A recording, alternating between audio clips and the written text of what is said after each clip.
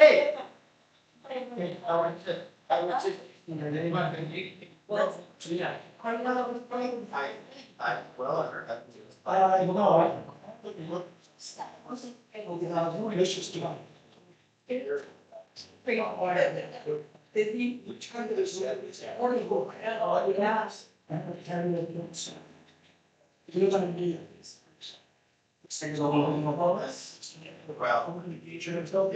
Oh, one off here.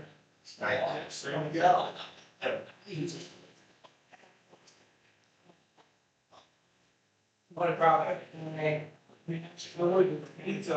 Almost that.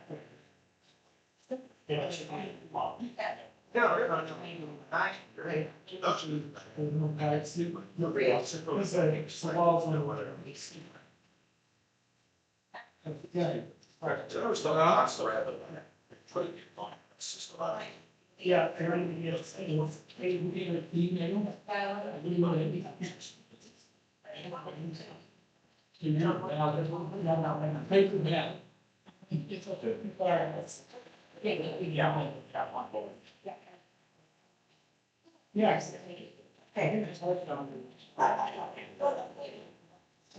is.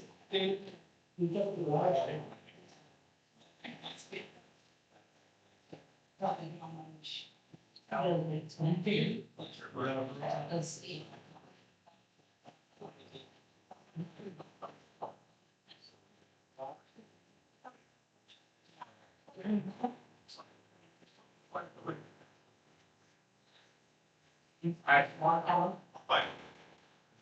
Let's get our meeting started. We got a bunch of stuff to talk about tonight. A lot of business, so let's get going.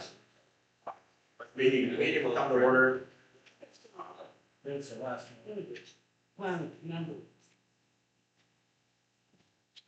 Roll call. John. Okay. Al Morrow. Yep. Darren Tucker. Yeah. Shannon Burrows. President. Rich Blank. Here. Ron Quintel. And our newest appointee, Dan. Had an executive session Sunday morning and voted to have Mary Ann join the board. Yeah. And Greg Armstrong resigned last week. So Mary Ann's on the board.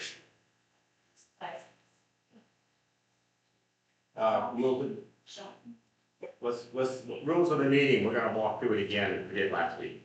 Okay, well, aloha, everybody. Thanks for coming. And the purpose of the LCA Board of Directors monthly meeting is to conduct LCA business as we begin the 10/9/2025 LCA Board of Directors monthly meeting. The Board of Directors requests everyone to try to demonstrate respectful behavior and respectful communication. During the Board of Directors monthly meeting, we ask all attendees in the Longhouse and watching remotely to hold your comments, questions, or feedback until the open forum portion of the agenda. We start each monthly Board of Directors meeting as follows.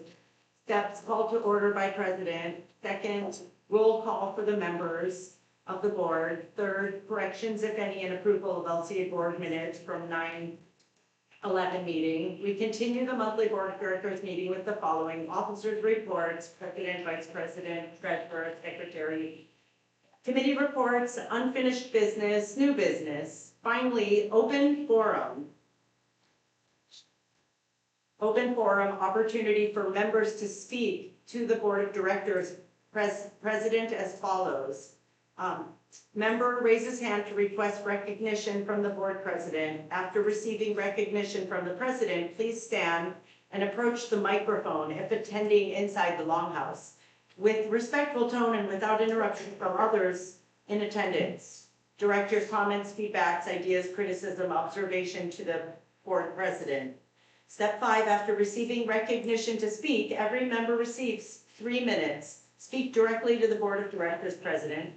If any individual interrupts the meeting by not observing the rules, the Board of Directors will offer a courteous reminder. Be respectful of the process and the other attendees. If any individual's disruptive behavior persists after a reminder to share respect, and conduct themselves appropriately, they will be asked to leave the meeting. If, when an individual refuses to leave the meeting after receiving a request to leave, this individual forfeits the right to attend LCA board meetings in the Longhouse for the remainder of the calendar year.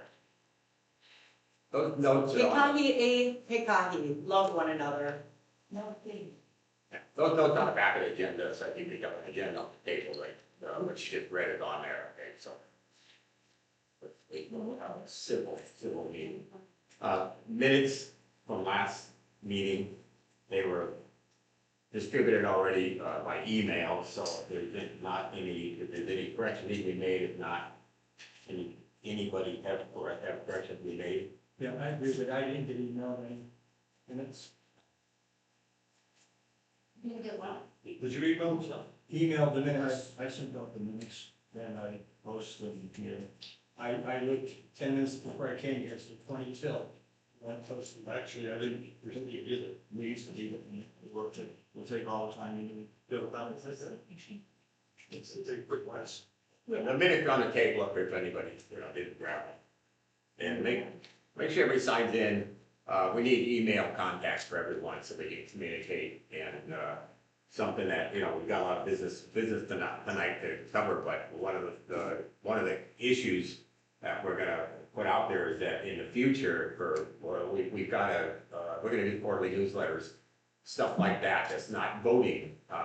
It's gonna go out to whoever we have email contacts for, nobody else. We're not mailing that to anybody offshore, we're not mailing it to anybody that have a contact, it only go out to the email contacts we have. It'll be on the website, it'll be posted on the bulletin board here, but, the newsletter, but, so, talk to your neighbors, have them get their email contacts in this. So any issues on that? Yeah, the first issue was, under Vice President Shannon Burrows.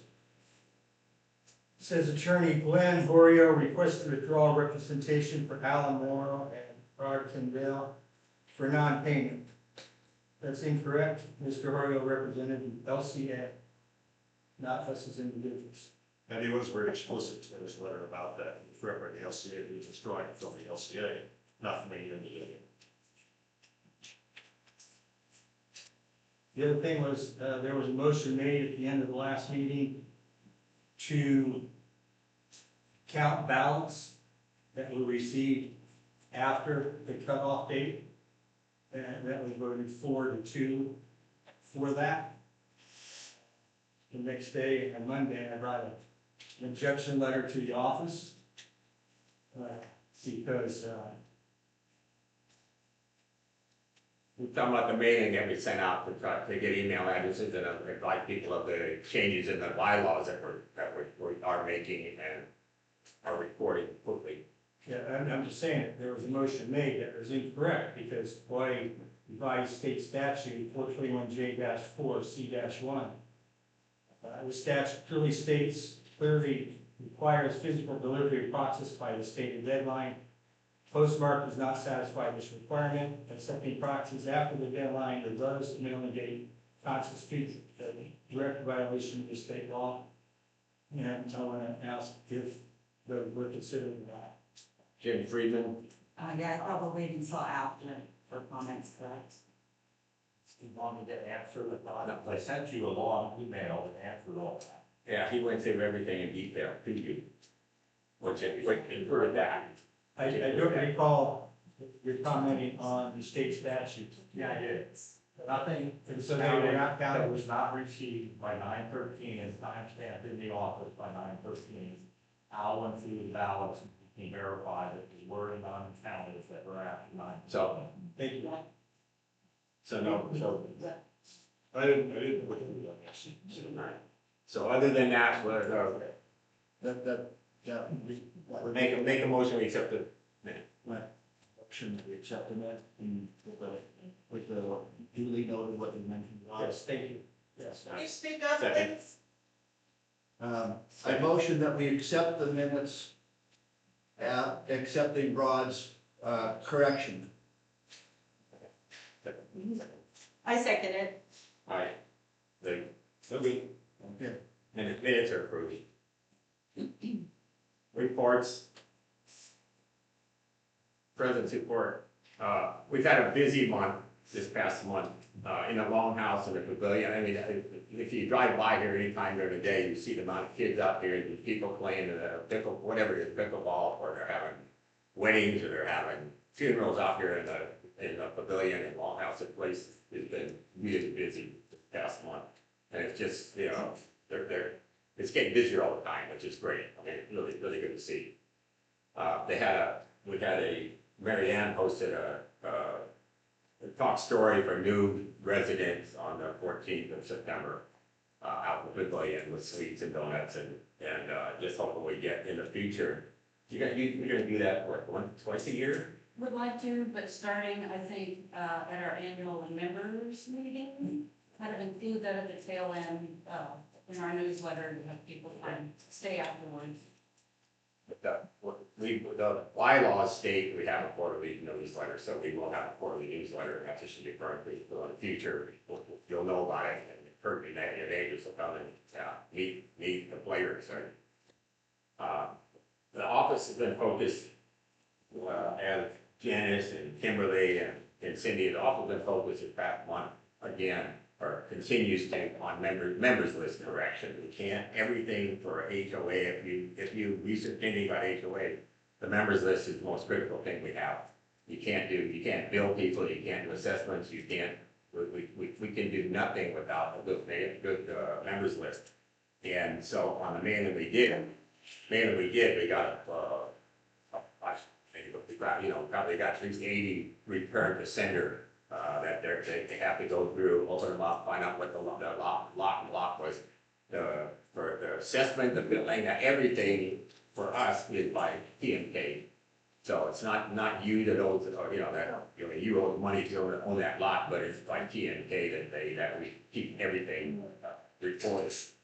So anyway, they've been really busy with that, and also the assessment for 2025 was found hidden in the garage there. 60 of those, they've gone through those and we're rebilling those people. Once you open them, well, you know the TMK is locked, so you know who's go after, or we're trying to figure out who's go after. So they're working on that. It's just taking a huge amount of time. So there's 3 people doing that? We have 3. Sure. We want to have the nominations are coming up for the new board for 2026. We want to get as many people as we can out there to volunteer, put their hands up there and say, God, I want to help. I would be on the board. So we want to have just a get together, and we as a group just need to pick a date to do that. We're on a Saturday, we're thinking in the future, but fairly soon. Let's have a gathering in the pavilion of anybody and everybody in the community. Talk to your neighbors if you think they'd be good for the board.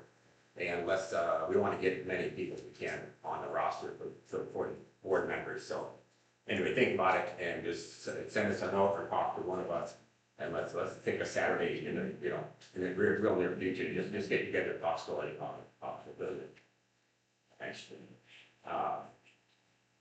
This past month, you saw the road construction here and Mark, I'm surprised Mark's not here, but anyway, the road construction at the end of Leilani on the Nohea, opened that up, and Mark Coronillo was instrumental on that. They came here, we met the county people on a Friday. They said, oh, after they saw it, and it's like 50 feet and 80 feet, it wasn't much asphalt there to move. They agreed that they could do it before Christmas. And Mark and I both like, oh God, okay, that's cool. We're in no hurry. We'd love to open this thing up for people in Nohea or any street to be able to go down and Leilani that way.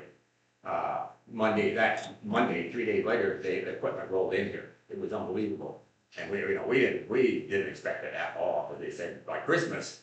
But Mark's got contacts. He's been in road construction for 30 years, and he knows all these players. So anyway, thanks to Mark O'Neill, they came in here and they worked the butt off. And yesterday it got finished, so they're gone. You can use the road. It is there's stop signs, there's a speed bump on each end. Not much of one, but there is a speed bump on both ends. But yeah, huge for the community. Our committees, well, I'll I'll let you go on, Vice President. Well, the legal report, as you know, there have been 2 ongoing lawsuits disrupting our community this past year. The current status is the so-called James Penny lawsuit brought by Mr. Penny and 23 other LCA members against individuals. Al Morrow, Janet Morrow, and Rod Fidel have been settled with both parties agreeing to a binding with prejudice judgment. This means that the lawsuit can never be brought up again. The plaintiffs spent their own monies for legal representation and did not impose their lawyers' costs on the LCA. The lawsuit brought against 5 LCA members by the acting 2024 board is currently without a lawyer, as the original lawyer and his firm have withdrawn an motion granted by the court. The court has a date of November 14th to resolve a motion brought by the defendant's legal counsel to have the lawsuit dismissed and sanctions be granted. And that's it with that. On to. Okay, if we correct a little bit. Yes. Jim Penny lawsuit is still active. There's been stipulations going back and forth in order to try to settle it. I thought we had it settled too, but so basically we agreed to a certain principle. Miyamoto, our attorney, wrote a stipulation. Hong objected, he wanted something added to that. We said, okay, we'll take that, but we want something added too. And it's back to Hong and he's rejected it. So at current point, there are 2 motions pending, which will be decided, I think, on the 29th of this month. That are pending. One motion is reconsideration of a motion to dismiss that was made earlier, because we think all the facts were not taken into consideration in rejecting the motion before. And the other one is Hong Penny's lawyer has filed a motion to compel stipulation, but since we never had a single point where we both agreed, I'm not sure how that's going to be. So that's where it is right now. So. Yeah, there's never, online, there's Al's summarized the lawsuit and this and that, but I've never seen anything put out there as far as why the lawsuit is filed to start with, right? There's a document on the table here if you want to get it and take it home with you and read it. It lays out exactly why the lawsuit was filed at the beginning. And so we had our lawyer had to come up with something. They come up with a Jim, they just called it Jim Penny, but it wasn't Jim Penny. It was the whole board that was nominated and voted in at the point for 2024 that sued them, sued the 3 of them. So anyway, there's a document on the table. Grab it. It'll explain why the lawsuit was filed by us. Okay, the other members. And for a little history on that, also to expand on it, there is a Facebook group called Leilani, I think, LCA Discussions. It's not one you have to join. Everything is viewable by everyone out there. There are certain sites that lock people out. I've been locked out for a couple of weeks. So, but that one, there is a couple of write-ups of each lawsuit and the history. And if anyone disagrees with what I put out there, I'd be happy to update it if I got it wrong. So Well, I try to be very factual with that. Thank you.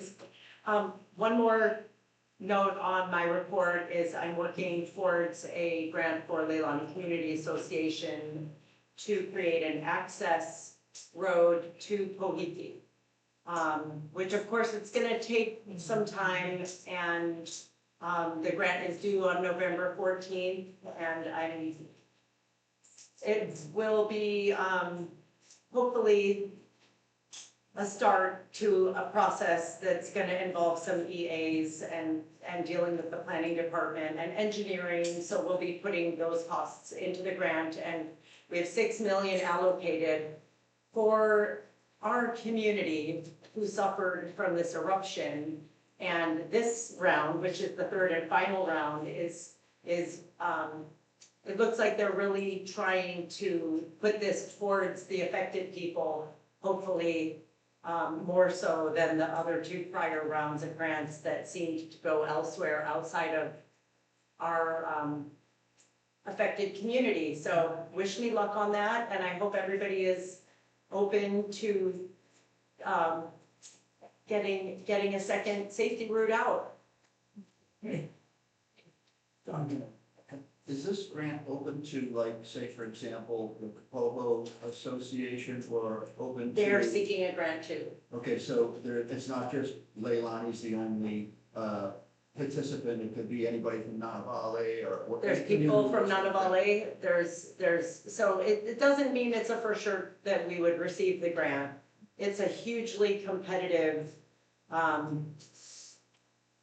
area that we're delving into, and so, so I'm gonna do my best, and I have a fiscal sponsor who's quite impeccable, but I'm working on a Kapoho grant as well, so I might need to seek another fiscal sponsor soon, which I have a few in mind. We need a 501c3 nonprofit to be able to participate. So we can, I believe, ask up to $500,000 in our grant. So I'm gonna ask for as much as possible for our community to get the best outlet, and you know, so it means a lot to me because my husband was a fisherman, and I knew all the fishermen here that used to take their boats down to Leilani, and you know, all of the people trying to get back to the ocean have been begging for 7 years, so. Thanks. All right, thank you. Treasury report. Okay, as of September 30th, we have 283, 677, 73 in the bank. You haven't taken in much money yet this month, only $3,600, but last month I had about 15, 18 demands, so there's some property sale money coming in. That'll be coming, and this week alone I have 22 demands from escrow, so they're really cranking out the last of the county buyouts quickly, so. And soon in November, we'll have, the big chunk of money coming in. So every 10, you make $2,000 on it, plus any outstanding fees people. So that is the good income coming in. We have the member list updating. It's just not updating the addresses. It's going into the new system, updating and entering them in the new system, and if they sold, we deactivate them, and then we enter either an county buyout or the new person buyout. When we downloaded the members list originally from the system, there were lots, the green sample 80, some on with the wrong TMK numbers, right lot number, wrong TMK number, so we couldn't find them in the system, so we had to go on the map in the office here, find the lot, write down the TMK number to verify that. It's not just typing it into Excel, it's a lot of hard work that goes into it. And also, as we're updating these people in the system, we're preparing the 2026 invoices and getting those into the system as we're touching those people. I have multiple vendors from 23 and 24 that I have been contacting and trying to obtain missing invoices that I still can't find. And then I have to contact Paperboy and HFS because a lot of the deposits I have in here have no check copy backups, and it's a blank, so I don't know where to apply the money to. And they charge us $250 a check for that. So I'm holding off on that, trying to continue to dig through boxes to find the information I need.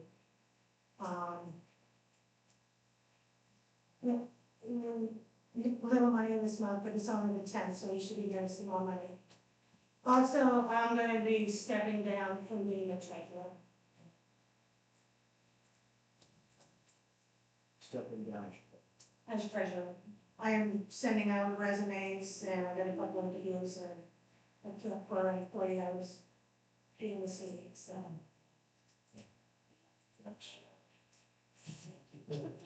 Okay. Secretary, yeah. Okay. I had, member of Neighborhood Watch, Richard Anderson. And He reached out and he asked me to remind the people that there's an announcement on our webpage concerning, from what I understand, they have cameras available, like cameras if you, for theft reasons possibly, that's what I'm assuming it's for. But he said just refer to the announcement on the webpage if you want more details, and his contact number is there as well. We have a members motion meeting coming up at the Pavilion on October 25th. And if you haven't seen the details, it's posted on the website. But it's basically for members to put forth ideas ahead of the annual members meeting. And there'll be votes cast on it, and there'll also be, motions taken at the regular members meeting. Do you want me to read like the whole thing on it, or just? I'll take care of it during the. Okay, all right, thank you, Jim. Okay, so I've been fielding questions and comments that come in through the website. We had a resident report that somebody had put graffiti on the pavilion columns out there, and I notified maintenance guy Michael, he took care of that. He's painted over it, and so that's a very effective way. If you have a situation you need to report, I get it instantly when it comes through the website. I do also, when I post any official business that the board has, I will post it, number one, on the website, number two, on both bulletin boards here, because there are a lot of people during the course of the day that walk dogs and play pickleball, and so there are people who aren't necessarily connected to electronic communication. I think it's important to keep that tradition going. And thirdly, I pick the Facebook page that has the most access to membership. I post it there. And when I say post, I post it as if it was a billboard. And the reason why, I'm not soliciting comments or seeking feedback. So it's just an announcement. And I know there's been some concerns like, why is this not open for comments? Because I'm not looking for comments. You can always reach the board.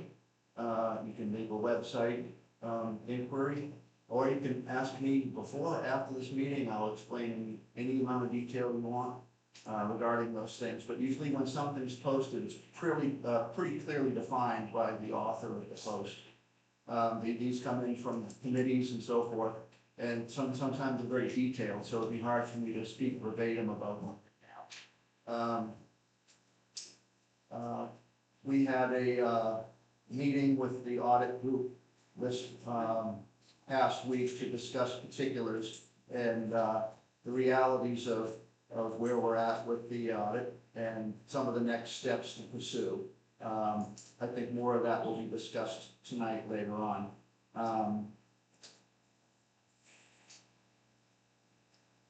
Also, I had an idea about something that could be added to the website for the kids in the community, and just going with the working name, the Kids Corner, and it'd be a spot on the website where children could post their drawings or something to be a part of the community, share their talents with others, and just a little token of having the younger generation involved in what they do for the community. The fruit box, as you can see, has been overflowing with abundance, and I'm grateful that it's been used and people continue to donate and take. I'm so happy when I see people taking it. I will remind you, if you do come and you take it, you see something that's not looking so healthy, if you wouldn't mind taking it and bringing it to your compost pile. I usually try and pick it up on a regular basis every other day or so, but somebody stole my little flower pot where I was putting the rotten fruit in, so I'll have to bring another one.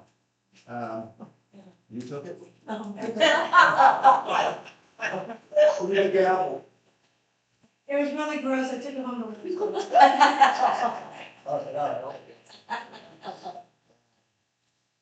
So anyhow, with that, just one more thing. If you want the latest up-to-date information on anything LCA related, whether it's questions about office hours, questions about who you can see in the office to complete certain specific tasks, call the office if you need info. They're here to help you. I tend not to participate in social media because there's quite a bit of stuff that is just absolutely ill-informed. And so if you want the most accurate, up-to-date way to get information about your community or what you can be helped with, respond on the website. That's another way to go. And we'll certainly return all of your questions. That's all I would say in regard to that. Thanks. Yeah, okay. Yes.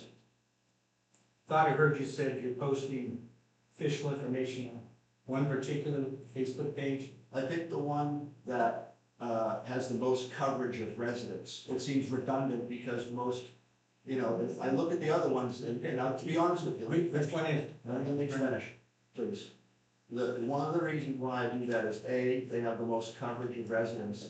And the second is, I find that it's horrifically vulgar. And I don't want to post anything on a place where I'm torn apart day in and day out. On that, the board is bad mouth constantly, so I figured people on that site maybe don't have an interest in learning, but, so I refrain from using certain websites because of that. I'm just asking you to identify the site. What's that? Which website? It's the Leilani Facebook site. Have you seen what they've said about stuff about me Um, for the past 3 years? What I'm talking about, I Yeah, don't. I just want you to know, That's it. there is a state statute you know, that does not allow a board to set up a separate class of individuals.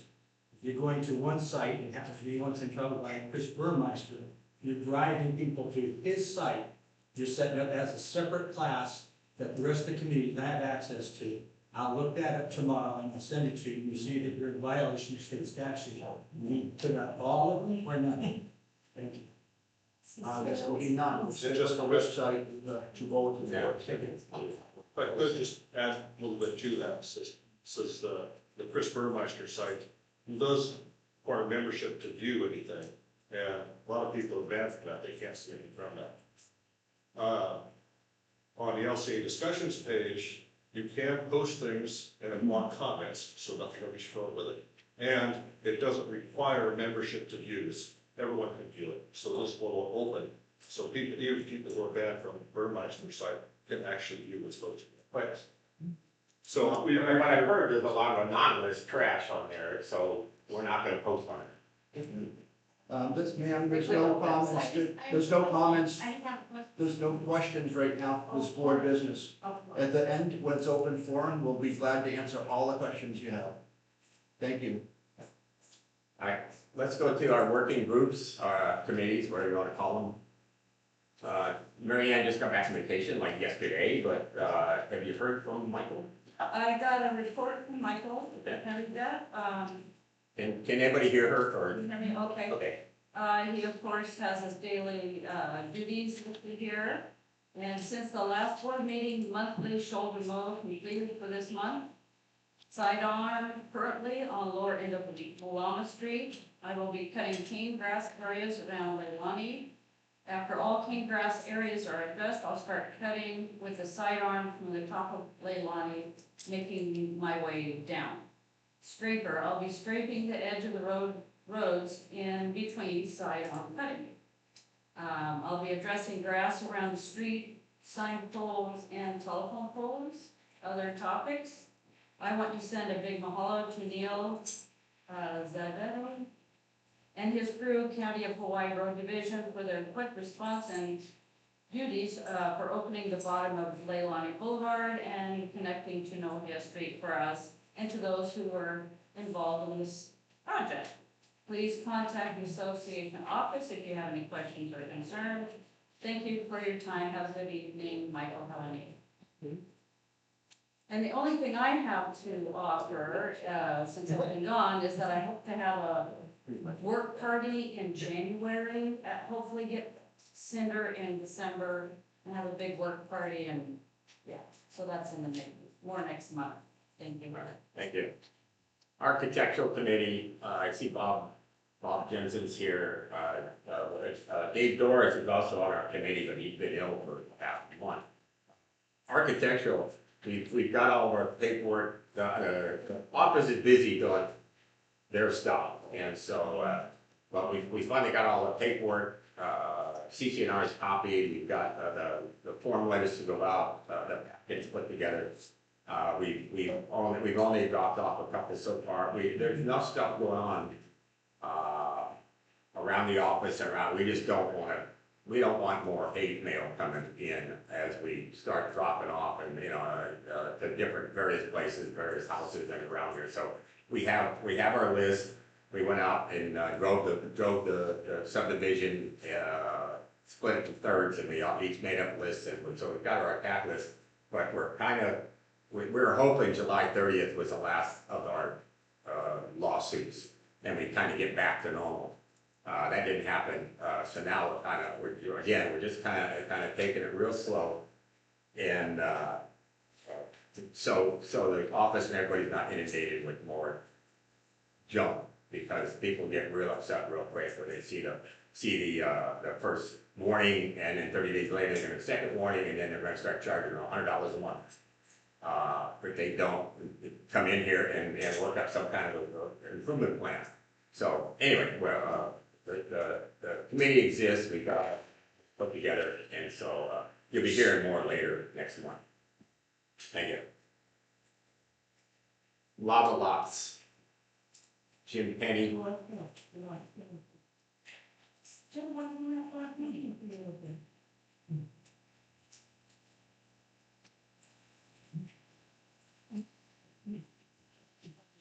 I don't know why I'm the selected spokesman for the lava lots. We did not have a meeting this past month, but we have one scheduled for this coming Saturday for the participants. There are 2 or 3 issues that need to be reviewed. We're still trying to define, what are lava lots, and that gets into some very serious discussions about 100% covered, which is pretty obvious, 75%, 25%, just a little bit. What about if somebody clears road access? It's a very, very complicated issue. What we're doing in the meantime is trying to determine, and not with a great deal of cooperation from the county, by the way, which normally they've been very good, but which lots are assessed by the county with a value of $1. So all of the ones that are 100% covered, the county records them as valued at $1. Okay, that's part of the conversation. Secondly, 3 or 4 years ago, I can't tell you the exact time, lava lots weren't built at all. This past year, meaning 2025,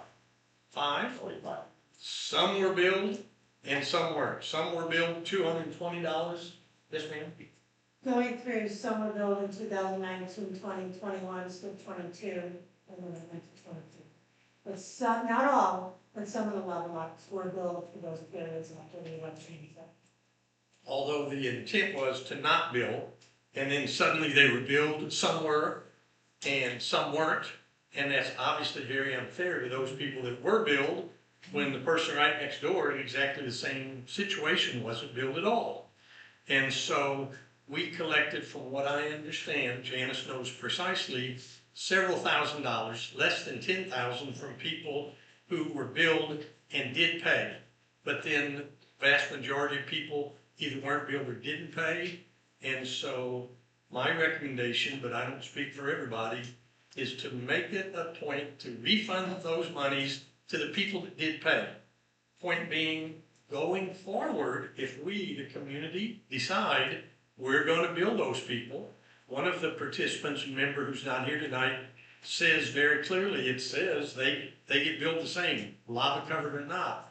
Well, that was because nobody anticipated we were going to have an act of God out there. And if there's no road access, or if they're up on the side of Fisher 8, it doesn't make sense for those people to be billed the same as everybody that does have access, at least in my estimation, but that's for y'all to decide. But on a go-forward basis, if we decide we're going to bill everybody the same, then we'll do that in the upcoming year. But as far as the mistakes that were made this past year, my recommendation is that we refund the monies, square it away, and then move ahead. But we'll have more because we're meeting this Saturday. And you, the Lava Committee did come to me with that recommendation, and I went to the office with that recommendation, but it's still, it's still kind of up in the air. People are flat saying, let's clean the slate, right? Because half the lava lots, some got billed, some didn't get billed last year, some got billed $200 for no reason at all. I mean, it's a huge mess. So most people are saying, let's refund those monies. That originally it was like, 47 lots. I mean, it wasn't a whole lot of money. Now, like I said, as you got into it a little further, it's done that, bill $200. I mean, there was no rhyme or reason or sense in what they did in 2025. So clean the slate, refund those money, and then next year is a totally clean slate. If you thought we're going to do that. Once we have a budget, we know what we're spending on an annual basis, and we know how many lots we have here, because we really, by the bylaws, unless we change that bylaw, all lots have to be charged the same amount. So whether we come up with a new number, when the lava flow happened, they went from $110 to $200, and because they lost 500, 600 lots. So like I said, Janice, we're working on, okay, what does it take to run this place, and we'll come up with a good number before the new board, so we can hand it off to them, and they're the ones who are going to decide what the assessment's going to be for 2026. But by bylaws, we have to charge everybody the same. So there'll be a change. There's something going to happen here, and I want to make sure we understand the root cause. In 2019, 2024 did not have any authority to not charge the lots. That's it. It's in our those documents. It's in state statute. How you deal with that, I'm not sure. but you chose to charge them $100, so they were definitely. We looked at what it takes to run the community on a budgetary basis. We looked at exactly what it costs to do all the road maintenance, and then. And as per our bylaws, while you do charge everyone the same, our bylaws specifically have an amendment in there that say you can prorate that based upon road frontage. For places that didn't have road frontage, you prorated it back. If there was mistakes made, and some were building, we made mistakes on that, we were kind of rushed on that sort of thing, with all your lawsuits and the other things going on. But that was the intent. We had legal definition for what a lava lot was, that is legally justifiable and defensible and in compliance with our bylaws. Keep it simple. What did they do in 1920? They did back then, they did something different. They didn't have a official definition. The original list of who didn't have to pay was a list put together by James Rukowski, a previous president. Just to highlight the complexities of the issue, the small bit of work that was done at the bottom of Leilani Ave that makes the corner, now there's how many more lots that have frontage all of a sudden, and all of those lots will need to be reconfigured, gone through, but also on a positive note, there's some homeowners that didn't have a driveway, or, they didn't have a way to get to their land very well.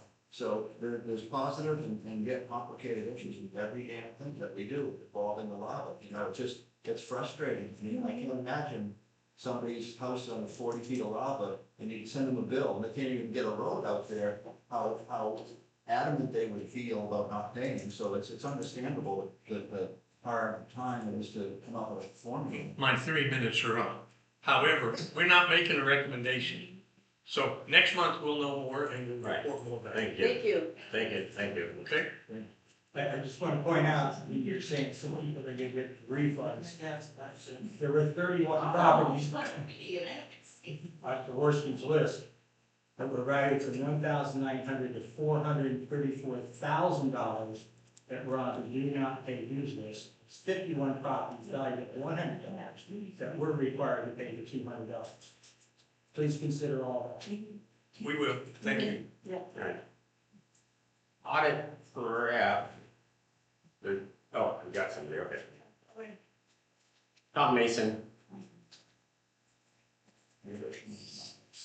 So, the audit committee, is gonna have a party next week. No, just kidding. We did, quite a bit of research on forensic audit, general audit, brought our recommendations to the board. They are now taking a look at it, and it's gonna be their final decision. I am concerned or reminded over and over, why we're in the position financially, as of 6 months ago or so, that we found ourselves in. And one of the reasons was, a big one, is that we just didn't pay attention to the numbers. And we just need to do that on an ongoing basis. If that takes an annual audit, I'm all for that. There's a number of ways to do it. How it's structured as far as when Janice leaves, there's a number of different ways that I've got some ideas. But I think Leilani itself and the people in it shouldn't be doing they should be doing the nuts and bolts work, but any of the financial reports need to be done by somebody qualified to do that. And there's a number of people in town to do that. And I'd be happy to help on any of that. But now the board is going to have to make a decision on general and forensic audit and how they approach that. Yes, sir. We do. But long last. Wait, wait, No. yeah. Later. All right, thanks. Don't you dare ask. Thanks. CCNR bylaws. Friedman. Mr. Friedman. He's got a newsletter. We have a newsletter, but Jim's gonna be firing out here pretty quick. Everybody's got an email address record. Go ahead. Hey, guys. The good news is, we held a vote, we achieved quorum, 91% of the people voted to approve electronic communications and electronic voting. We've enshrined the bylaw changes. They're currently with the Bureau of Conveyances getting registered, and they are our bylaws moving forward. That's created a number of changes in how we do our elections and the cycle of how we do our elections. One of those changes is the nomination process has moved forward. Another change is we're now allowed to put member motions into the election package that goes out to the broad community. This will let everybody in the community vote on things rather than just the people who can show up here for the annual meeting every year, okay? So it gives all, I guess what we got, 1,500 owners, 1,200 owners, something like that. It gives everybody a chance to get input into the community and be a part of setting direction for the community and setting direction for the incoming board. The first meeting around that, and it is established now as a regular annual meeting in the last Saturday of October, will be held on the 25th from 1 to 3 in the pavilion. If you cannot attend that meeting and you would like to provide either written or electronic input, you can get it written into the office by the 22nd or electronic into the Leilani email account by the 22nd, and we will bring that up at the meeting. So if you can't make it and you got good ideas, get them in, let your voice be heard. At that meeting, we will discuss those motions and we will solicit new motions, all right? We are going to force rank those motions in terms of what we think is most important, because we can't put 20 or 25 things into the election package. One, will overwhelm people, and two, the size of the package will get very ungainly and very expensive.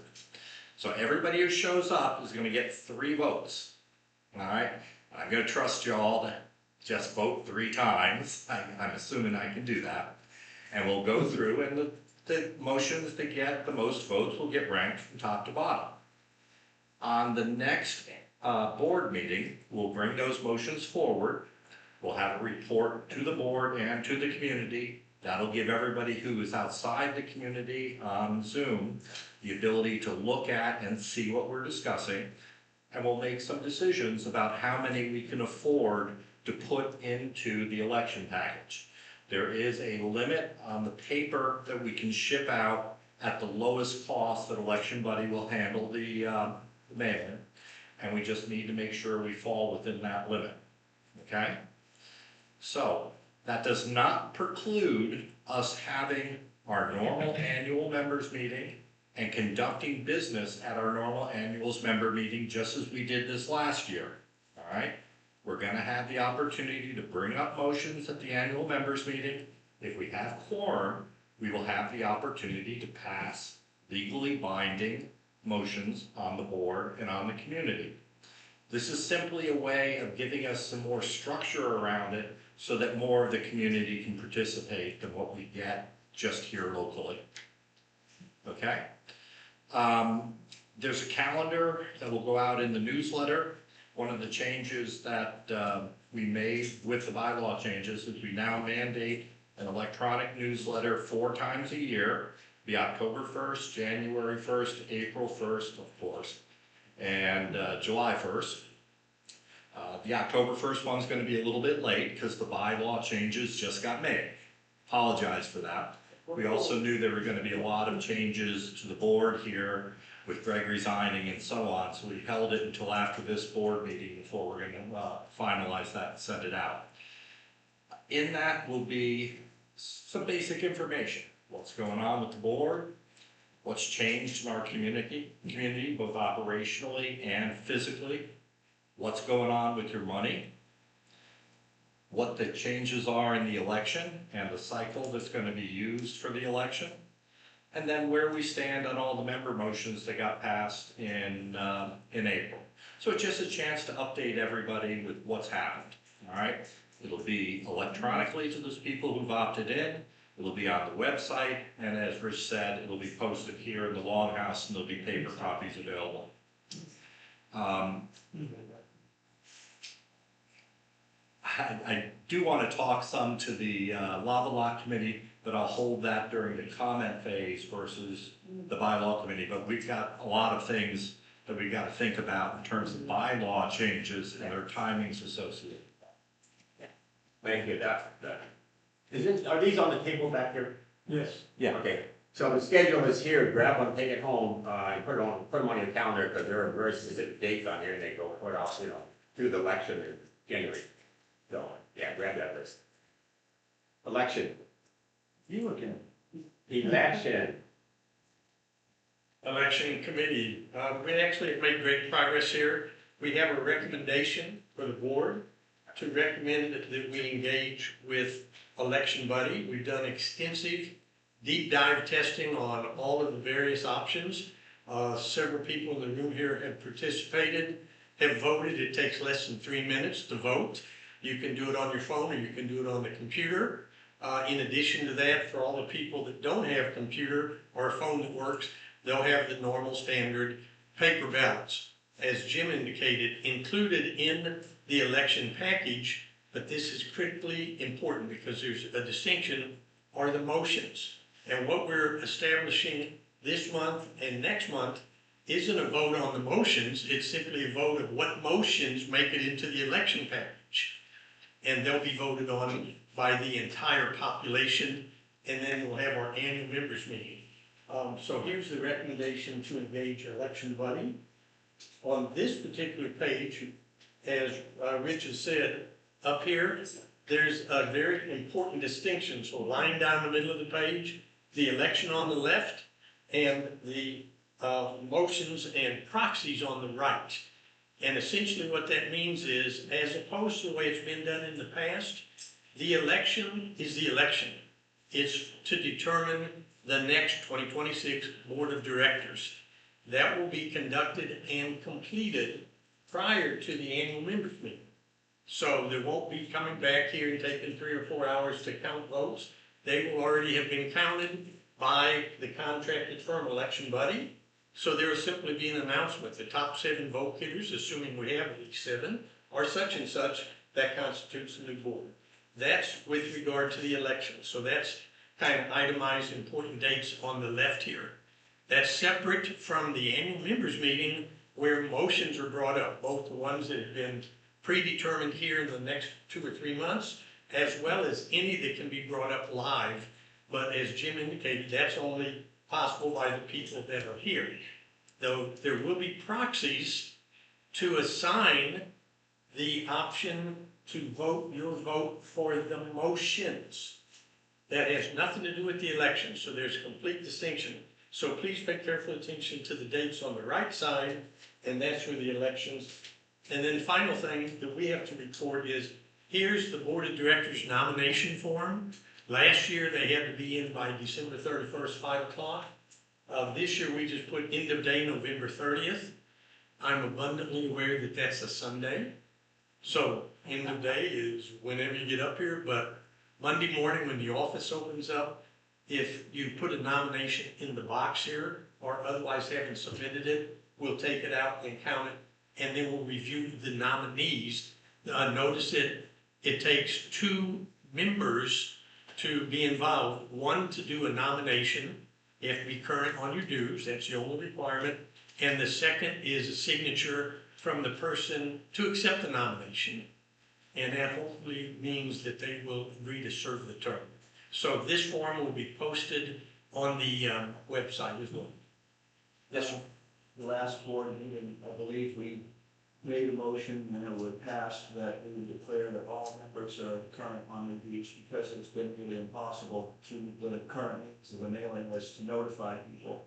So it was declared that everybody can vote, there's no one excluded. Yeah, that's critically important. There are people here that haven't paid dues in 3, 4, 5 years. If they're a resident, we're going to count their vote. Now, hopefully, when we get the members list and everything synced up and sorted out, that may change. But for this election, if you live in Leilani, you own property in Leilani, you can vote, and that will be counted. Thank you. So the election committee, you're saying right now, you guys are committed to election body, so we should make a motion as a board and go with election body. That's correct. Okay. I make a motion that we use election buddy as a contractor, as the vendor for our election this coming for 2026. I would second that. Second it? Let's let it. So, wait, who's our second choice? I'm sorry? Who's our second choice? We looked at multiple people, Uh-huh. and there wasn't a put out bids because the prices are available on the website. And had you asked me that last month, I had the name, but I don't have it right in my head. No. But we looked at some, we've done, like I say, extensive testing on election money. And there are candidate base, that doesn't affect our postage or anything else when they have to No. fill stuff out. No, So let's take a vote on the board to go with election buddy for this 2026 season. 1, 2, 3, 4, 5, yeah. Okay, we got unanimous. You got that? Everybody. Thank you, Jim. Good work on your committee, very good. All right. Very good. By the way, it wasn't just me. What's that? It wasn't just me. I know. I said your committee, your team. Kimberly. And Jim, Thank you. The next thing on our agenda was members list. Like I said, if you research anything, and when Kim was here, she and I went online, and the most important thing for any HOA, if you research it online, is the members list. Everything else is driven off that. And so the members list is critical. Cindy knows that once we get this thing clean, she's it, she owns it. And so if there's any transfers, anything comes from a title company, the names change on that TMK, Cindy's responsible, and she'll live or die by it. We told her that, she knows it. Kimberly, Janice, Cindy, they're all working on it. Initially, Sarah Yeckley, and her team, Jan, Sarah Yeckley, who was the guy? Daryl Cinnamon. They had a three-person team, and they compared the original members list we got from Kim against the tax records. 65% of that list was wrong. They've never been updated in years and years and years. So that's what they've been up against, and it is ugly, real ugly. Anyway, Sarah Yepley, her family, her mom's not healthy, she's been traveling back and forth, so she has bowed out of this thing, she cannot help us at this point, because the team here, Janice, Kimberly, Cindy, they've gone beyond that now. I mean, they are dealing with current stuff and going back to all the, all the, trying to clean it up.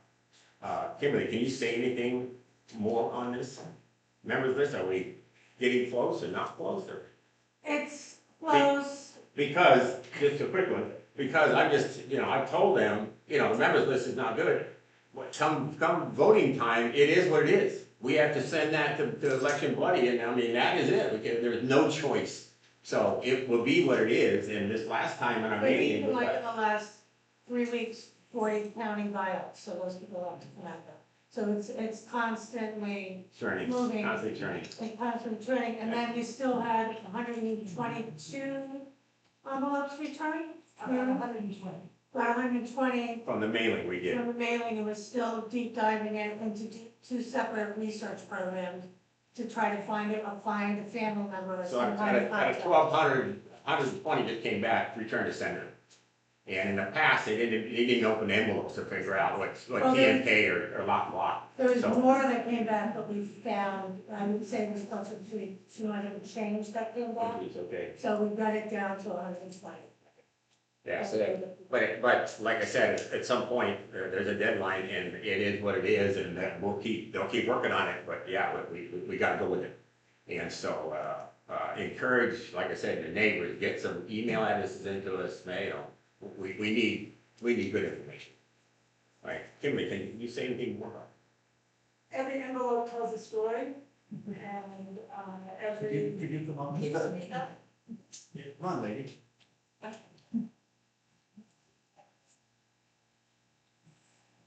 The bylaws envelope mission is, like a lot of the other data sets, there are components that are accurate and some that are close. And so I feel like the members list of nearly 2,000 TMKs, regardless of lava or not lava,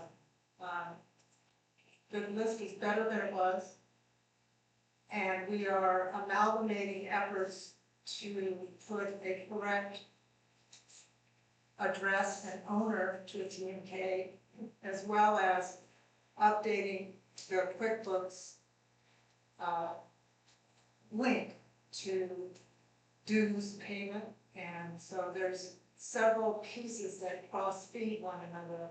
And I thank Janice for her patience with regard to her long view of where she would like us to be. And I thank Rich for acknowledging how important and tedious and rewarding it is when people are calling in and going, I haven't gotten billed, or I've gotten new mailing address, so it's helpful. I think that in the last 2 weeks, I've volunteered over 40 hours for the election committee on the bylaws, on the spreadsheet.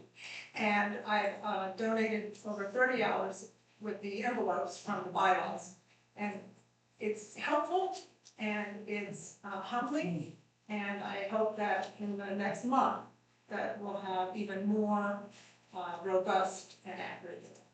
Thank you. Another piece of that, which I don't know if Genesis is our accounts receivable, which still, I mean, it was, we thought it was 600 grand, it's really close to 600,000. And we're picking it up, they kind of got it boiled down the way they know what what is receivables.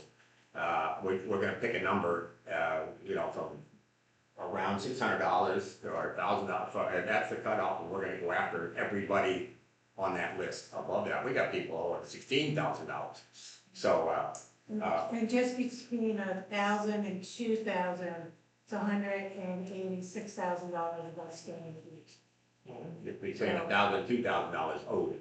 So anyway, they're getting real close to sending those letters out, and we're talking to the attorney's office, you know, we gotta do a blanket, we don't get a response, we're gonna lien the properties. So we need to do a blanket lien, might be, you know, 300 properties, I mean, whatever.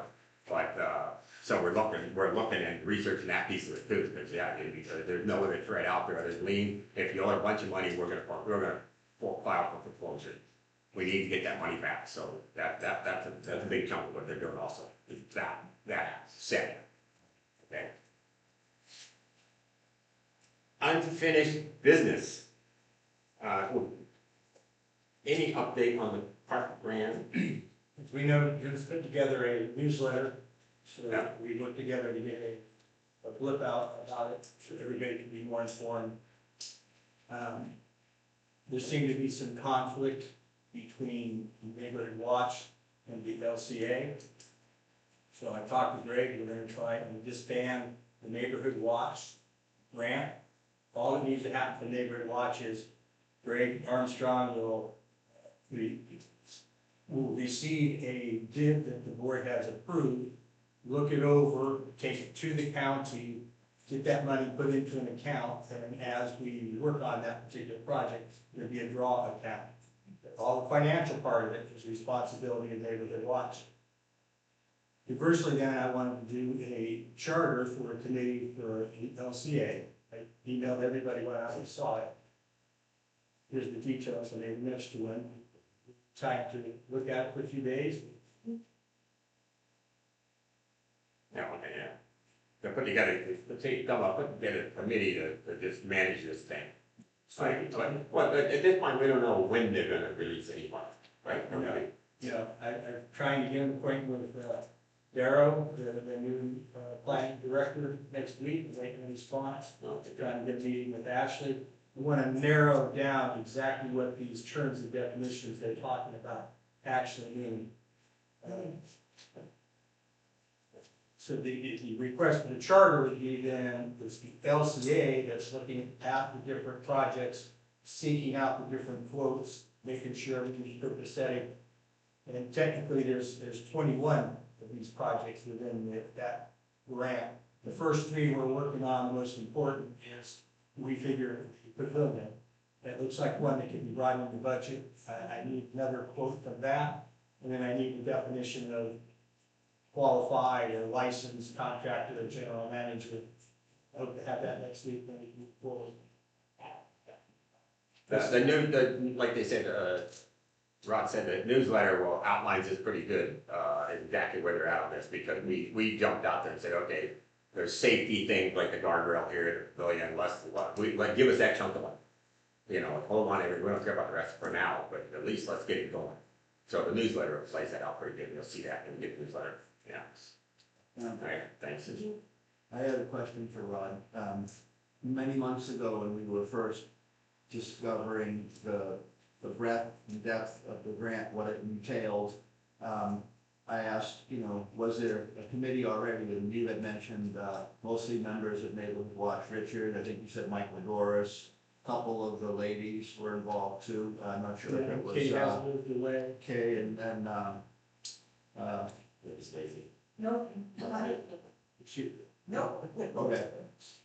Anyhow, was the understanding that group was just to look at projects to go with and look at the feasibility, or was it those folks were to also implement the grant and administer it, to seek the bids, do the hands-on work?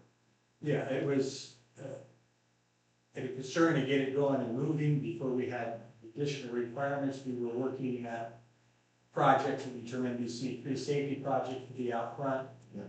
And we started working on that and the bids. But that's not a function really that Watch excels at. It's a function that a board that I think the community can be involved in. Like I say, there's 21 different projects all underneath this grant. We're just worrying about the first 3. So while you might not know anything about building buildings and welding, you may know something about the septic system that we want, or you may know something about another pavilion. Different projects as we move along will be announced. Hopefully we'll have team of 4 or 5 on this committee, but they're what I would call project teams underneath. And what follow? I'm sorry, Stacy, I forgot your name. I was searching my brain for your name. Weren't you a part of that committee as well? No. Okay, sorry. Well, Yeah. Thank you. The question is, in light of the complexities, you know, of cement work, steel work, electrical work, possibly excavating, would it be an option to consult a project manager to start with, like go to a construction firm and say, this is the overview of the scope of what we want to do. Can you get us bids and include that monies that are in the grant to pay that individual? Because a lot of this stuff is, you know, when we were amongst the board trying to understand how we participate, initially, I think we were concerned with the overview. Is this a necessary project as opposed to a pavilion possibly falling down project? And so I can't speak for the others, but I guess I can. For some, Rich is a busy guy, you know, and Smiley, and we all have, you know, we're still working full time, so it's hard for us to even muster the time to do what's necessary, trying to follow up on these responsibilities. So is that a consideration you'd look at, as reaching out to a specialty contractor to oversee, licensed, insured, the whole package? Yeah, that would be sweet, that would be great to find something. That's why I need to define it, they're just saying a general contractor who's licensed, maybe they don't care of it. Yeah, He doesn't know anything about pavement, you know? Basically, we're gonna be asking him to get quotes, and we'll look at the quotes and we'll be discussing them. maybe the town has a built-in list of go-to contractors that they already do business with that are approved. They don't have a bad record of screwing the public. Yeah, or that's, whatever, you know. that's on my list of questions for Carol. I get, Right. All right, thank you. Well, we already talked about the road at the end of Leilani. They did a fabulous job on that, so, and Mark was there several days, all day, you know, because he misses that. He'd bring lunch and he'd bring sodas, and, you know, several of us delivered bags full of sodas on ice, you know, to those guys, and they really appreciated it, so they were phenomenal. And I was shocked that they had a monster bucket truck out there trimming all the trees, the tops of all the trees around there, because they were thinking long term here, we gotta mow this thing, both, you know. Yeah, they did a fabulous job, so, check it out. Right. So we're on with new business now? We will be, yeah. I just want to ask Janice something, to clarify something. So you said that you would resign as treasurer, but you would stay on as a board member? Okay. So with that in mind, I would make a motion then that we need a treasurer. I see the lady down the end doing very little. I'd like to see, I'll make a motion to Mary Ann to be the treasurer.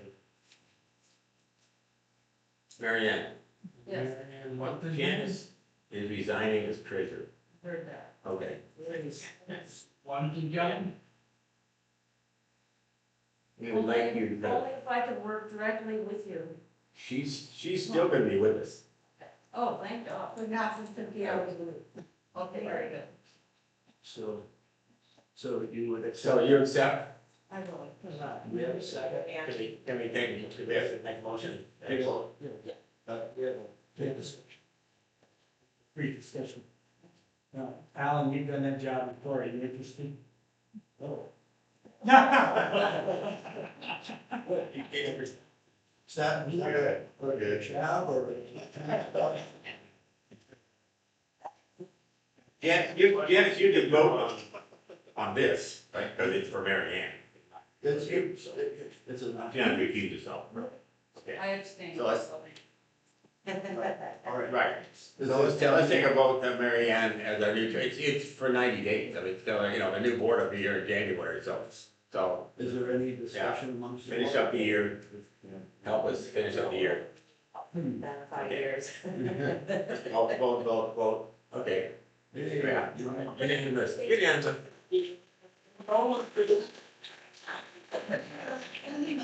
Work, Bob. The only building I've ever been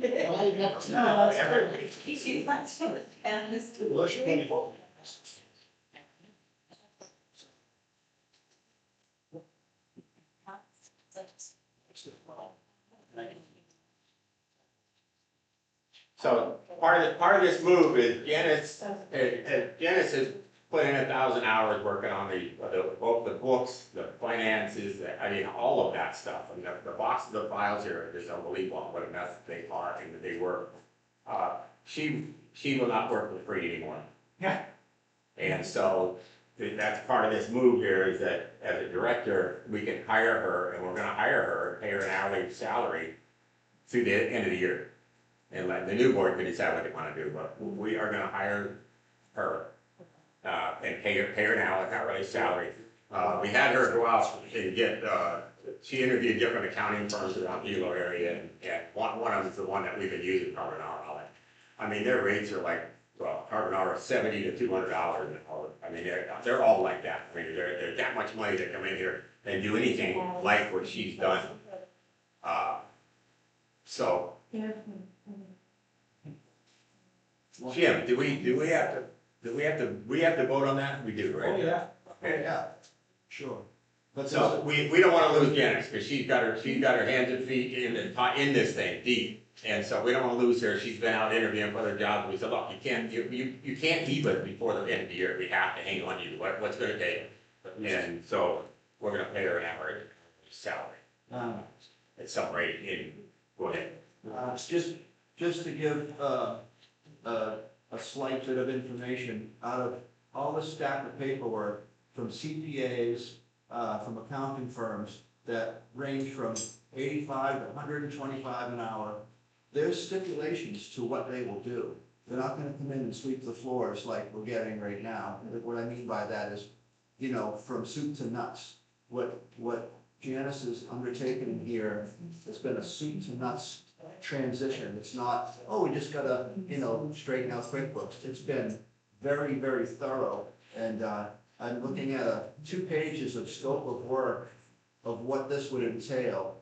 And it's staggering. I feel bad that she's put 1,300 bucks. Oh, I'm gonna be sorry to. Over 1,200 hours of her time into this, and and it's in our bylaws. It's in our bylaws. It's allowed to appoint a special agent of the board to do a specific task, and this, in my mind, when I read this would be like knowing that Rich Willing has building experience and having him build the pavilion himself. I mean, it's just like, I wouldn't ask that. I mean, it's above and beyond reasonable expectations of what time allotment a board member has, let alone to support themselves. I calculated that my income is cut in half pretty much from something from a board member. It's like literally cut in half. Half a day is involved with board stuff.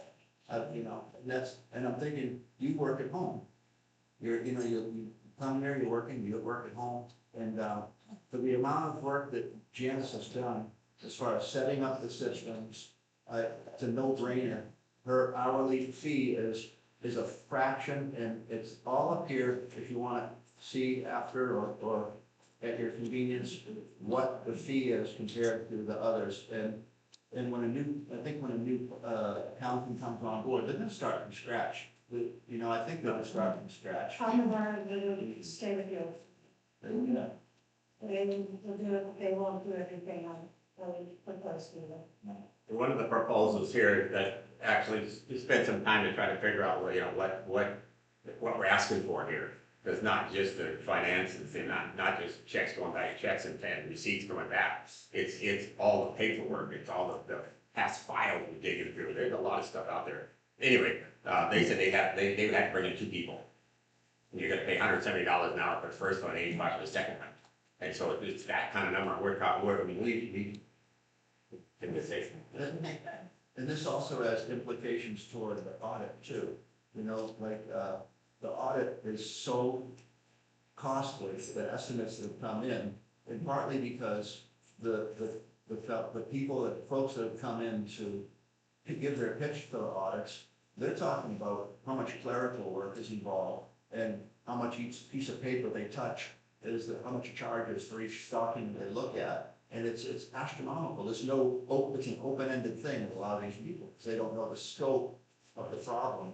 And so I would propose, I make a motion that we hired Janice as a bookkeeper to work. Not the book. My flower. An accountant. Accountant. Six years of experience. So I would highly suggest that as a board to consider and make a motion to hire James to fulfill that task, an unglorious task of that. We've negotiated with her before we even saw this stuff, you know, so we're not big fan of a lot of money, but at least she can get her car fixed and she can pay some bills. I didn't think it would take this long. So, A second motion? Second motion, Second. let's vote. You can't vote. She can't vote. Yes. Yeah. All right, everybody. Thank you. Okay. 3 more months. Everybody's signing. All right. So, Tom Mason already talked about the audit thing, and like he said, they brought a proposal to us, and we met as a team a couple days ago and went through everything, and a forensic audit is just hugely expensive. And we're nowhere near, you know, I mean, like the discussion we had, we bring in 300 grand a year. I mean, there's not a lot of money there. And so, we have to make a decision as a team where we go forward with this thing. And Janice is a big part of that. She's making a sign something.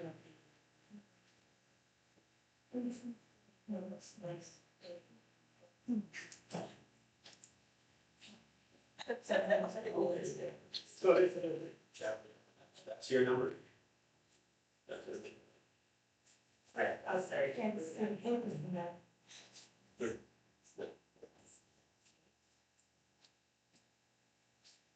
Yeah. I haven't signed it. She gave us a number.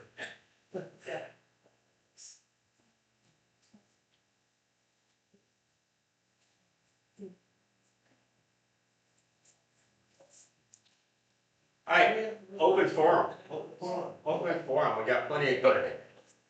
So the open forum works where if you want to speak, you get Richard's attention by raising your hand, and he'll direct you to the podium, and you've got it for 3 minutes. I think we have to tell anybody what we're gonna pay her by hour. Yeah. Jim, quick one real quick.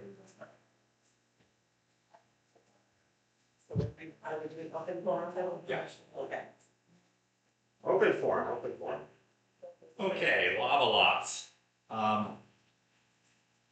Guys, we gotta figure out what's going on with the lava lots. I'm telling you, the bylaws are very clear. Although it was compassionate and probably the right thing to do to waive dues on the lava lots after the eruption, it was invalid under our bylaws and we had no basis for doing it. It is invalid under our bylaws to use 2 different methods of setting assessments, right? So if we're gonna choose the prorated by frontage, corner lots are gonna pay 4 times as much as normal lots, because they have 400 feet of frontage. Not if you go by percentage. Not if you go by percentage of total. Frontage and percentage could be counted. It's Go ahead, sorry. Go ahead. It's by frontage. We've got to make some decisions about it, and it's going to take bylaw changes to address this. Bylaw changes are expensive. We just spent a bunch of money to change the bylaws so that we can do electronic communication and voting. If we can get this done quickly and get recommendations and can get bylaw change suggestions cranked out by the end of November, we can include it in the election package. If we don't, we're stuck trying to do it in a much smaller form at the annual meeting. I, for one, am a little uncomfortable trying to push that major a change through the annual meeting because of the relatively few people who can show up for that, okay? So, you know, right now, under our bylaws, every single lot should have been assessed, full assessment every year since the eruption. And that's where we are. So that's just what the bylaws say. I mean, whether that's right or wrong, we have to decide as a community. Nobody's voted on it. We haven't changed our laws to enable us to do anything other than that at this point. All right? So I encourage the bylaws committee to get off your butts and make some decisions, guys. I mean, we gotta make some decisions. You mean the lava line? The lava lots, sorry. We did have a meeting this last month. Jim did not. You come up to speak, please. It's not accusing anybody of anything. I'm just saying, we gotta make some decisions. Get out. Thank you. Thank you, Jim. Jim? Oh.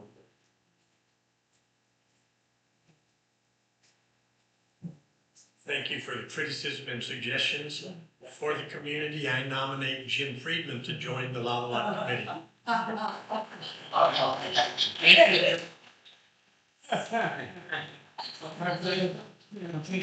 Saturday. 4, 6. Pat.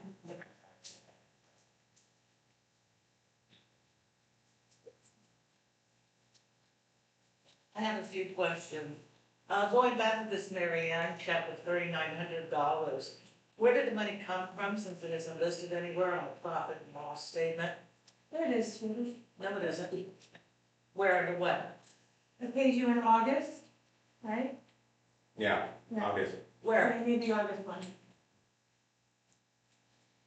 But it came out of LCA, they ordered it.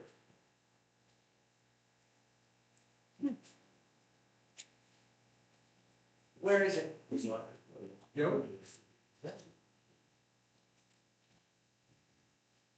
Since it was paid in July, why wasn't it posted to July? Could you use the microphone, please? What's the other question? Posted in July, why wasn't it posted in July? Well, let her look at it. What's your next comment? Well, she said it's posted in August. Take a second. Do you want me to look up the check for you right now? I have to check, that's not the point. Well, I need to know where to go to. It's not on the check stub. It's not on the check stub, it's not on the Not check. on the, oh, Well, I'll go look for you. Somebody had it out on the internet. They showed it. Yeah. So your question is, you don't understand where it's on the profit loss thing, there's one category. the next check is historically under wages and salaries. Mark Paudillo is paid an average of $21.80 per month. He's not an employee. Michael. Then who is the average $21.80 per month? Michael. Michael. That's what I said, our salary. I know you said Mark. Or you mean the maintenance, you're talking about the maintenance guy? Yeah. You said Mark. Yeah. Michael. Okay, Michael, We yes. understand. yeah, historically, they're paid $21.80 a month. I think it's on. How come in September, wages were $33.74 per month, plus all the deductions, it shows that you paid out $5,401 in wages.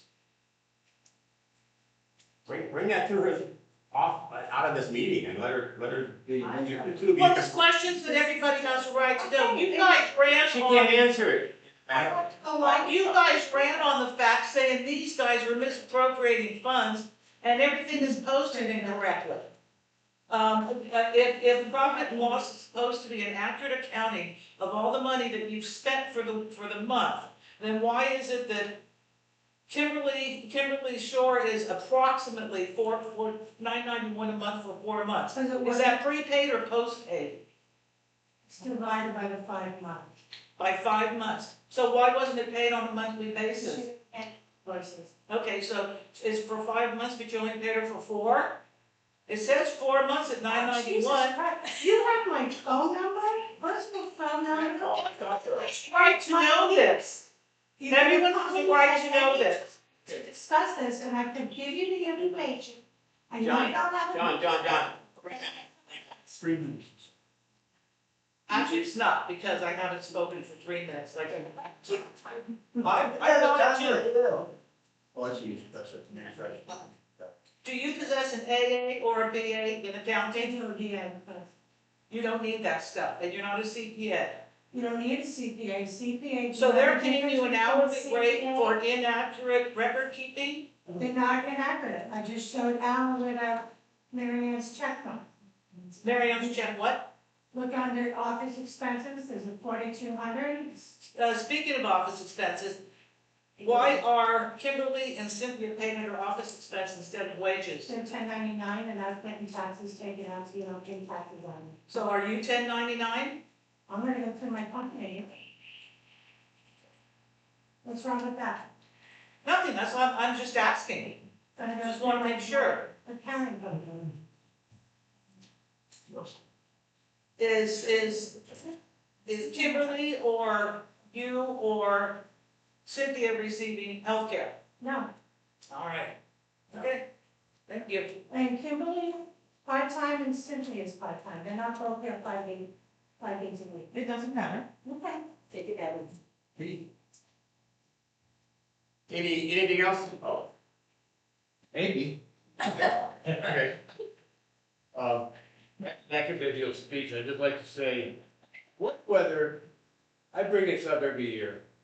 If we maybe get a sound system that had 8 or 10 mics that would work in the pavilion and here, just a few minutes, at the beginning of this meeting, somebody said, speak up, we couldn't hear you. So if everybody had a mic, it was put in, I mean, this is not beyond electronic capabilities, but, and I would hope that we could get a good sound system that would also work down the pavilion, because years of meetings. That should be unplugged, Bruce.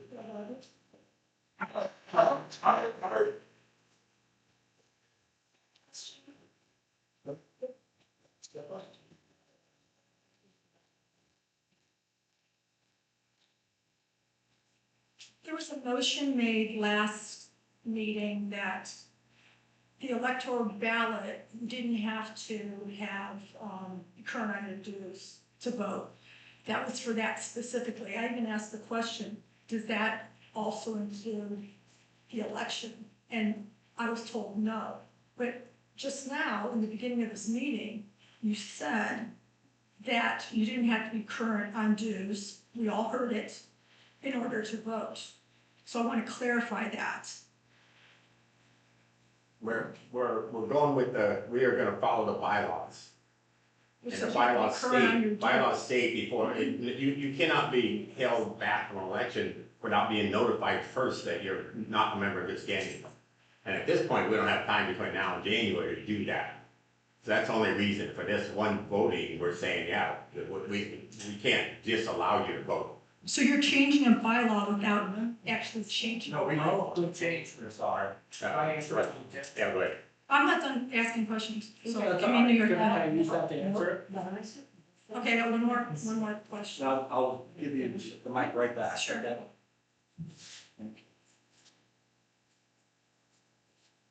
So as part of the bylaw changes that were accepted by the membership, we have defined in detail the process by which someone's member voting rights can be suspended, all right? If they don't pay, there's a time frame within which they have to be notified. They then have a 30-day appeal process to either pay or appeal that. The board has to respond within 15 days to that appeal. If they still want to appeal, they can come to the next board meeting and appeal that in public and ask for their voting rights to be restored and why. They also have the right to pay that. It's only after that process is done, which requires written notification and a rigid time frame, can any member's rights to vote be suspended.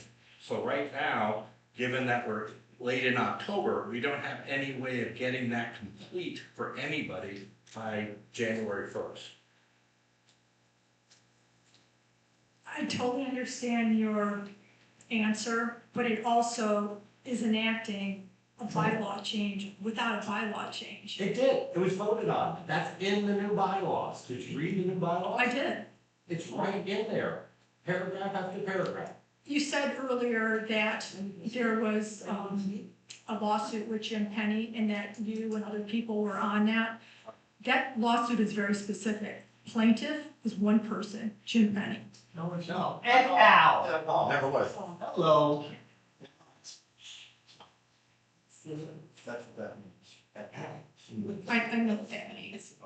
But The lawsuit also lists the LCA as a plaintiff, as a derivative suit is what's asking. Oh, and there are 3 requirements required for a derivative suit. One, it has to have 50 members sign up of the corporation, which we members here, to support it, which didn't happen. Or he has to represent 5% of the corporation votes, would be 100, 101, 102 votes, which also didn't happen. Or he has to be the member of the board.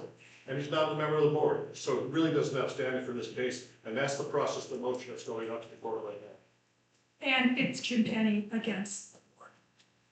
I think, yeah, if Jim Penny was not the board. Need the microphone down, can't hear you.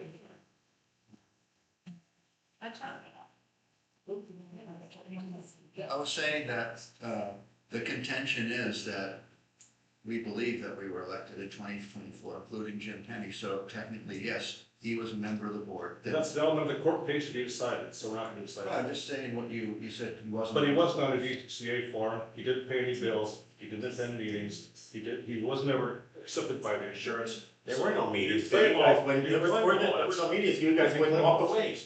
I said it, meetings. So there were meetings. You disrupted our meetings, what are you talking about? Please, Whoa. please be quiet. That's good, Karen, step up.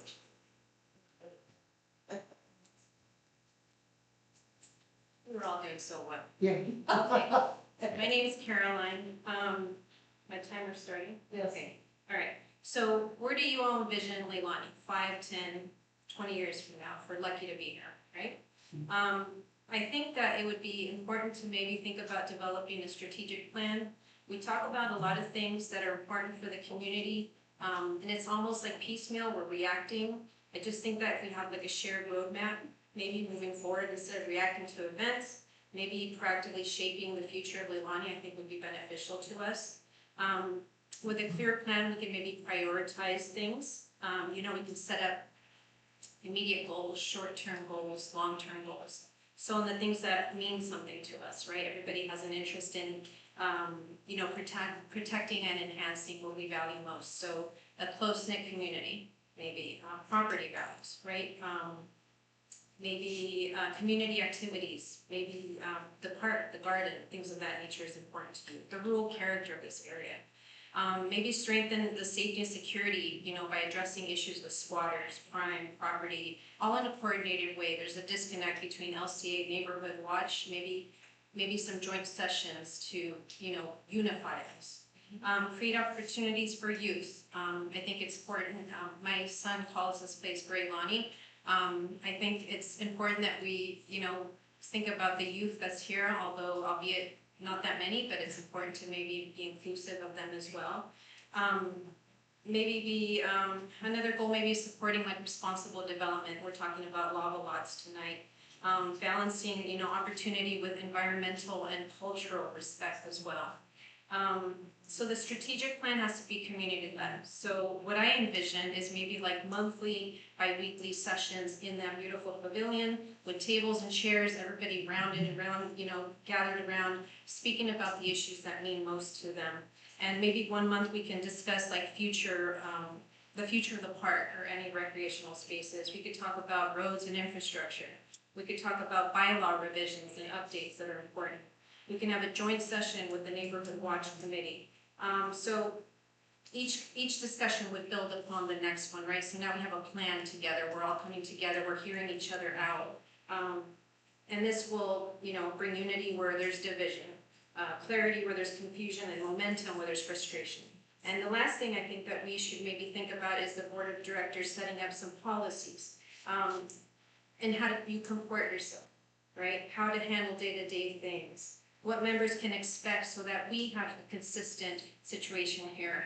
We're the community, and we, there's different people that sit in these chairs.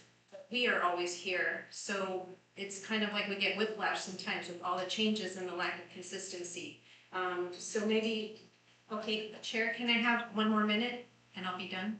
I think I can ask that under Robert's rules. 30 seconds, may I ask for 30 seconds? Okay.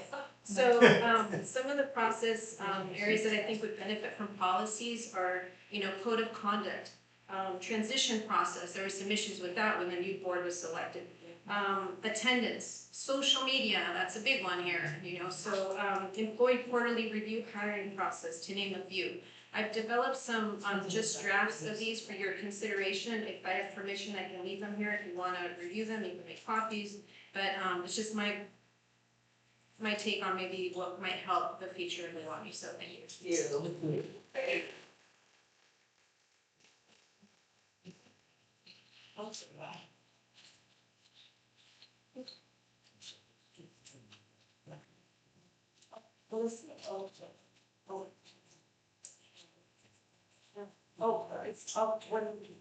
One second, listen, I think Robert is gonna speak first. Thank you.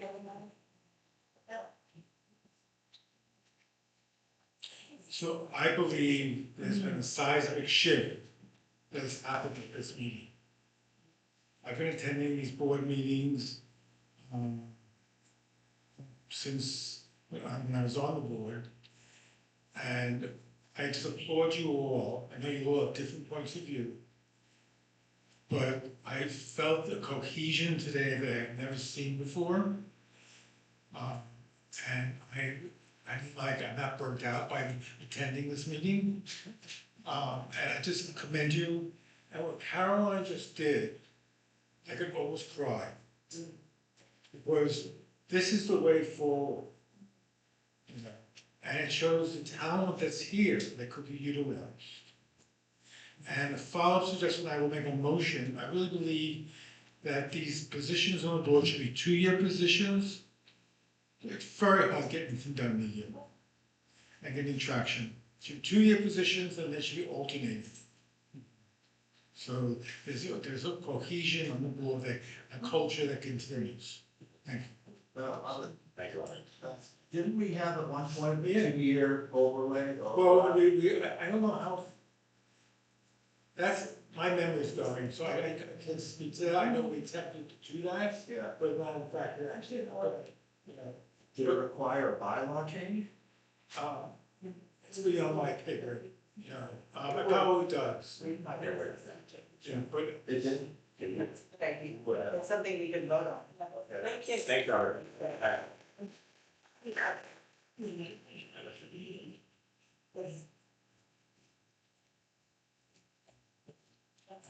Hello. I would like to have some clarity on who currently the LCA attorney is and who was responsible for not paying Oreo so that he withdrew representing the LCA. What? You'd like to know who was responsible for paying Oreo. So, because, before that was his reason for withdrawal from the case. Well, he withdrew from the LCA. So whose decision was that? We're following our attorney, our legal. Okay, What they tell us to just do. Ted Hong. Yeah, Is he officially the LCA attorney at this time? yes. He is. Okay, how much was his retainer and how much is he No being retainer or paid? anything, we just asked him to stick around for another 90 days because they pushed the lawsuit out another 90 days. We asked him to, finish it up for us. So there's no retainer and he's just our attorney. So is he your Yeah. personal attorney or the LCA attorney? Oh, What's that? Conflict of interest. well, Hello. Just respect the speaker, please. No yelling out. Thank you very much. Also, it was mentioned that it would be discussed your reasons for firing Kim. That's it. We don't discuss confidential employee information where we actually got to Totally talk about confidential. that in executive session. That's what it states in the bylaws. The board's discussed it, but no, not public. Everybody knows. sorry that I mentioned that it would be of discussion, but I do want to say rest in peace, Kim, and we appreciate her, and we're all very sorry that she's passed away, so that's from. So the only two reasons that I heard were from the board meeting a few months ago. It was brought up that you were paying her a certain amount of money and that had to stop. I sat here and watched you guys say that up here. Was there a dollar value assigned to that statement? I believe it was discussed how much the salary was and how much the insurance was. Never discusses that. I don't. Insurance only. We don't talk about it. Said it was somewhere around 30,000 a I year. don't know what her We can go salary back and look, is. but it was said, But doesn't we're change. paying her this much and that's just crazy. We can't do that. Yeah, it's on I know, video. I'm It's saying there, that's it's not there. why she was fired. And now, Yeah. Now- People working in office. there's 3 people who are being paid just as much. That's right, yeah, 3 people being paid just as much as Kim was. right. That's fair. Except it's being paid individually as opposed to insurance. And you all should definitely give Alan Clarify. and Rod an apology for doing and saying the things that you did to get elected. Saying that you needed Time's up. doing all of those things. I Time's up. now don't want to know. Should like to clarify a little bit. She said we did discuss during executive session. We did discuss her problems, did it? But we didn't take a vote to. Exactly. Right.